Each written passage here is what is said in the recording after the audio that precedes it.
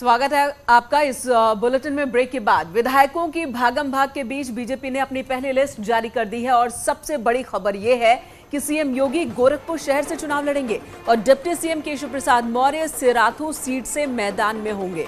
ऊर्जा मंत्री श्रीकांत शर्मा को मथुरा से ही टिकट एक बार फिर मिला है। अब सवाल यह है कि आखिर किन किन विधायकों को टिकट वापस मिला है, किन की टिकटें कटी हैं। जो बड़ी खबर है, बीजेपी की जो पहली सूची आई है पहले और दूसरे फेज के सीटों को लेकर, उसमें बात की जाए तो सीएम योगी आदित्यनाथ गोरखपुर शहर से चुनाव लड़ेंगे और सिराथू से केशव प्रसाद मौर्य। योगी आदित्यनाथ जी गोरखपुर शहर, आदरणीय योगी जी हमारे मुख्यमंत्री की दायित्व में है। वो गोरखपुर शहर से चुनाव में पार्टी की ओर से प्रत्याशी होंगे। श्री केशव प्रसाद मौर्य वो प्रयागराज जिले में सिराथू 251 सिराथू सीट में पार्टी की ओर से प्रत्याशी होंगे। अब सवाल यह है कि पहली लिस्ट में कितनों का टिकट कटा है, कितनी सीटें बदली गई हैं और कितनों को पहली बार मौका मिला है। तो आपको बता दें, 2 फेज के लिए 107 सीटों का जो ऐलान हुआ है उसमें 107 सीटों में से 83 विधायक थे, जिनमें से 63 विधायकों को फिर से टिकट मिला। 20 विधायकों का टिकट कट गया है, जबकि 20 विधायकों की सीट बदली गई है। 21 नए चेहरों को बीजेपी ने इस बार मौका दिया है। आज हमने जैसे 107 प्रत्याशी घोषणा किए, उसमें सिटिंग एमएलए 83 थे। हमने उसमें से 63 सिटिंग एमएलए को रिपीट किया है। हमने 20 स्थानों में उन मित्रों को अन्य कामों में एंगेज करने की तय किया है। 20 स्थानों पे बदला है, यानी लगभग घोषणा की 20% हम लोगों ने परिवर्तन अभी तक हो पाई है। पायल जी, और उसमें नया कैंडिडेट 21 नए प्रत्याशी हम लोगों ने युवा, महिला, डॉक्टर, समाज जीवन की अच्छे गुणवत्ता रखने वाले मित्रों को 21 नए प्रत्याशियों को हमने लाया है। न्यूज 18 लगातार आपको खबर दे रहा है और एक एक अपडेट चुनाव से रिलेटेड आप तक पहुंचा रहे हैं। इस वक्त हमारे 3 सहयोगी, दिल्ली से पवन गौड़ हमारे साथ मौजूद है, आगरा से हिमांशु और लखनऊ से हमारे साथ मौजूद है संकेत। आप सभी के पास आऊंगी। बीजेपी से आनंद जी भी हमारे साथ जुड़ चुके हैं और समाजवादी पार्टी से अजीज खान। आप सभी का बहुत बहुत स्वागत है। अजीज खान साहब, बीजेपी की पहली लिस्ट आई और इस लिस्ट पर आपके रिएक्शन। आपके जो अध्यक्ष हैं उन्होंने कहा कि योगी आदित्यनाथ को गोरखपुर भेज दिया गया, उनको पहले ही लौटा दिया गया। इसके पीछे की वजह क्या? उन्होंने जहां काम किया वहां से उनको टिकट मिला। देखिए मेनका जी, हम तो देख रहे थे लगातार लिस्ट जब जारी हो रही थी, क्योंकि पिछले कुछ दिनों से जिस तरीके से चर्चा था और अलग अलग तरीके के ख्वाब आ रहे थे, कभी अयोध्या से लड़ने की बात, कभी मथुरा से, मुझे तो लग रहा कि बीजेपी शायद माननीय योगी आदित्यनाथ जी का टिकट काट देगी, शायद ऐसा मुझे महसूस हो रहा था। लेकिन कम से कम टिकट दिया और उनके गृह जनपद से दिया। लेकिन अफसोस की बात यह है कि उसी गृह जनपद में माननीय योगी जी ने काम नहीं किया, क्योंकि उनको अंदाजा नहीं था कि यहां से मुझे चुनाव लड़ना है, इसलिए वहां पर काम नहीं किया। तमाम वादे वहां पे किए थे वहां पे लोगों से, चाहे वो आयुष मेडिकल कॉलेज की बात हो कि बनाएंगे, चाहे उन्होंने कहा था गीडा में फूड पार्क बनाएंगे, उन्होंने कहा था रामगढ़ तालाब को मैं डेवलप करूंगा और इसके चारों तरफ हॉर्स राइडिंग और तमाम तरीके के डेवलपमेंट की बात की थी। यहां तक कहा था मेट्रो और बुलेट ट्रेन भी चलाएंगे। लेकिन तो आप कह रहे हैं कि वहां से जानबूझकर योगी आदित्यनाथ को टिकट दिया गया ताकि वो हार जाएं, आप ये कह रहे हैं? आनंद जी जवाब दीजिए। बीजेपी, आनंद जी जवाब दीजिए। फंसा रही है उनको, बीजेपी फंसा रही है योगी आदित्यनाथ को। गोरखपुर में वापस भेज दिया दोबारा, जहां से आए थे वहीं चले गए।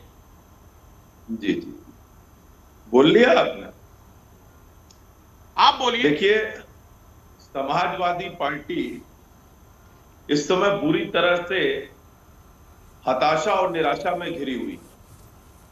और सबसे बड़ी बात है कि इनके जो नेता हैं वो गलतफहमी और खुशफहमी दोनों के शिकार हो चुके हैं।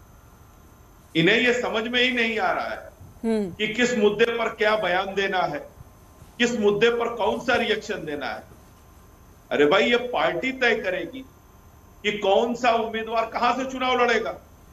आपकी पार्टी में आप किसे कहां से लड़ाते हैं, यह आपका प्रेरोगेटिव है। हमारी पार्टी में हम किसे कहां से लड़ाते हैं, यह हमारा अधिकार है। और गोरखपुर में कितना काम हुआ है, यह आपको जाकर देखने की आवश्यकता है।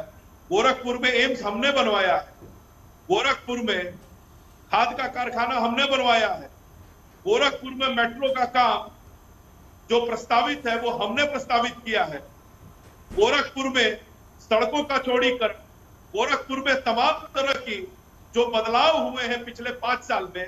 और सबसे बड़ी बात है कि इंसेफेलाइटिस की वजह से जिस गोरखपुर में हर साल हजारों हजार की संख्या में नवजात बच्चे दम तोड़ दिया करते थे, उस इंसेफेलाइटिस से मृत्यु दर को हमने न्यूनतम करने का काम किया है, जो आपकी सरकार कई वर्षों तक नहीं कर पाई। और आप लोग बच्चों को जीवन तक नहीं दे पाए और यहाँ बैठकर टेलीविजन पर। ठीक है आनंद जी, पहली लिस्ट तो आ गई है, पहली लिस्ट आ गई है और इतना ही काम किया तो पहली लिस्ट में 20 विधायकों के नाम क्यों काटने पड़े। ठीक है, आपके पास लौटूंगी। संकेत लखनऊ से हमारे साथ मौजूद है, पवन दिल्ली से मौजूद है, हिमांशु आगरा से। दिल्ली पहले रुक कर लेते हो। पवन, ये बताएं कि ये जो फैसले लिए गए एक्सपेक्टेड थे, क्योंकि सबसे ज्यादा तो योगी आदित्यनाथ की सीट को लेकर ही है, पहले मथुरा, फिर अयोध्या, फिर गोरखपुर।